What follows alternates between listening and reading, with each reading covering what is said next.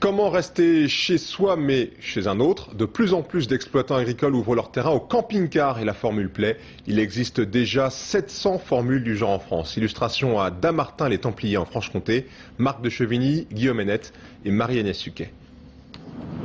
Pauline part en vacances, des Pays-Bas à la Franche-Comté, loin des autoroutes, par les chemins de traverse. Avec un camping-car, c'est plus liberté.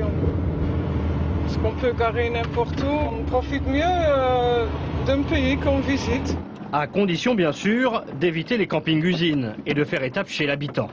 Comme une chambre d'hôte en somme, mais où l'on viendrait garer son propre toit au bout du chemin et profiter d'un peu de confort et de chaleur locale.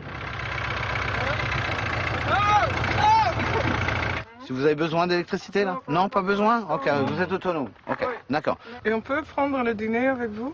Bien sûr, on a un petit peu l'esprit franc-comtois. Moi, je voyage pas pour rencontrer des autres Hollandais.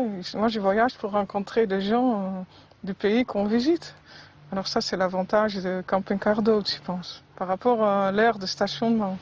Ce petit bout de terrain est en fait l'annexe d'un gîte plus traditionnel. L'assurance pour ceux qui s'y arrêtent, d'un accueil authentique certes, mais aussi un peu professionnel. On a la possibilité de leur donner sauna, jacuzzi, il n'y a pas de bruit. C'est un moment assez inoubliable pour les gens qui sont déjà passés. Et on n'est pas serrés les uns contre les autres? Ah bah non, comme vous pouvez le constater, il y a vraiment de la place. Il y a vraiment de la place, pas de problème pour se garer. Le camping-car d'hôtes reste aujourd'hui plutôt confidentiel. À peine 700 emplacements en France. Mais l'idée progresse, souvent le fait d'agriculteurs ou de propriétaires, eux-mêmes camping-caristes. À la vôtre.